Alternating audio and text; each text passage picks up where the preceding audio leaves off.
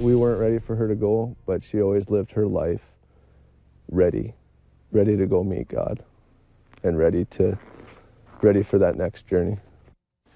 The frigid weather is hampering attempts to pull a submerged vehicle out of the water in Stutsman County. The car belongs to Sonia Heinle, who is still missing. Authorities say she was returning home from her son's house when she appears to have slid off the road into a slough. Valley News Team's Joshua Peguero spoke to her son today. It's a story you'll only see here on Valley News Live. Luke Henley says he showed up to his mom's house Monday morning and could not find her car. She wasn't there, and everything was the same as it was when she, as it was on Sunday night. It just wasn't right. She left the night before during a winter storm. They only live a few miles apart in Buchanan. He notified authorities, who located Sonia's car submerged in water a few feet away from her house. This is as close as we can get to the scene. As you can see behind me, Stutsman County emergency responders are still trying to recover the vehicle. The Jamestown Fire Chief tells me what makes this search so difficult is that on Tuesday, most of their equipment was freezing. Sonia Henley has 3 kids, 9 grandkids. Her son says they were all important to her. Every time they go up there, they got to ask Grandma about getting a milkshake before bed, and it's stuff like that, the little things, are really going to hit home, really going to be hard to get used to.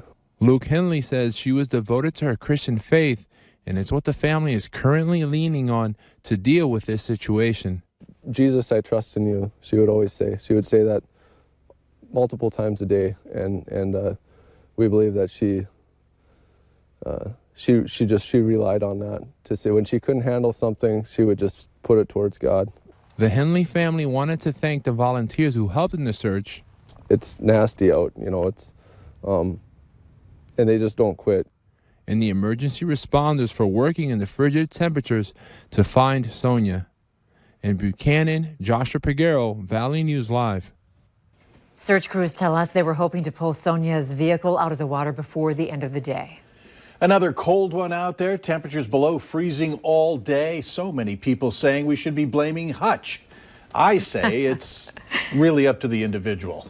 He's here with your no-wait weather now. I appreciate that vote of confidence. Thanks so much, Mike Morgan. As we look outdoors, things are changing, Mike. It's warming up and temperatures, well, we managed to get to 0 degrees today. Now look what's coming with that warm up. Some flakes of snow that are blossoming in portions of central North Dakota where we see the darker blue shades here. Snowflakes likely beginning to fall and reach the ground in the James River Valley. This will be heading our way late this evening as temperatures climb for some. It's still below 0 up in northwest Minnesota with dangerous wind chills continuing around 15 to 25 below.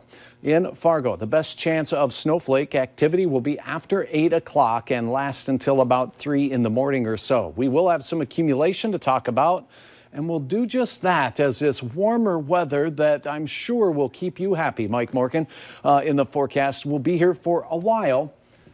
But don't lose your mitten. I got your back. All right. Thanks. Maybe.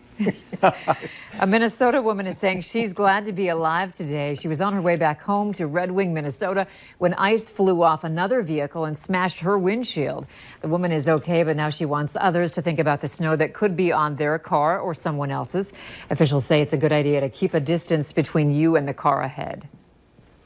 I was like, okay, I thought it was just regular snow. I didn't think anything of it. And all of a sudden it smashed straight through my windshield. I got very lucky. Everybody at the scene said, it could have been a lot worse. I could have been killed.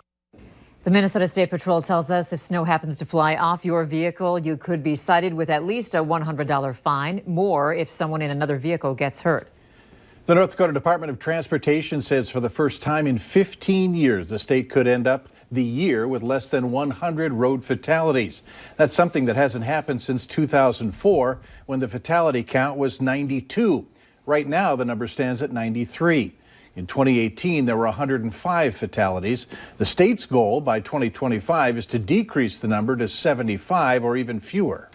Officials at North Dakota State College of Science in Wahpeton say a student injured himself after he accidentally fired a gun inside a campus townhome Tuesday morning.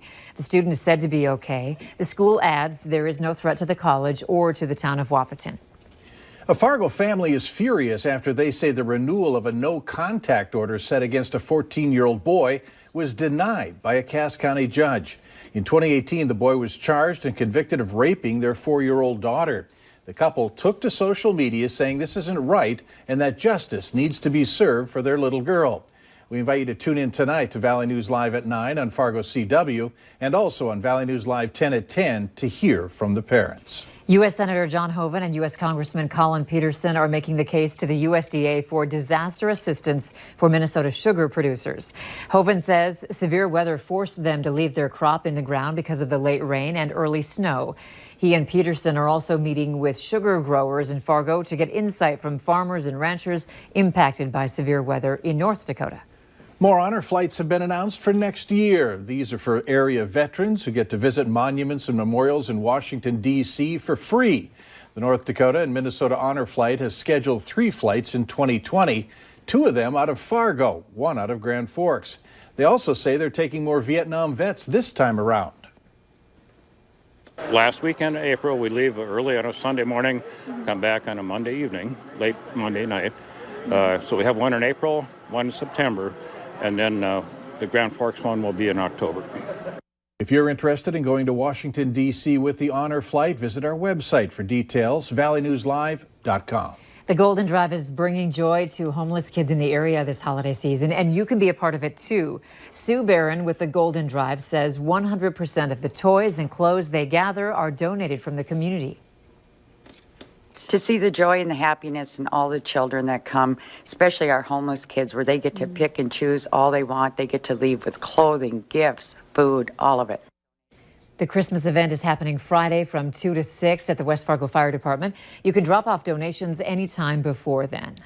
Later on Valley News Live at 6, the FM community is mourning the loss of a man who many call the #1 Bison fan. Snow showers spreading in our direction from the west. How much can you expect and when will they stop? I'll have details in your hour-by-hour forecast coming up right after this.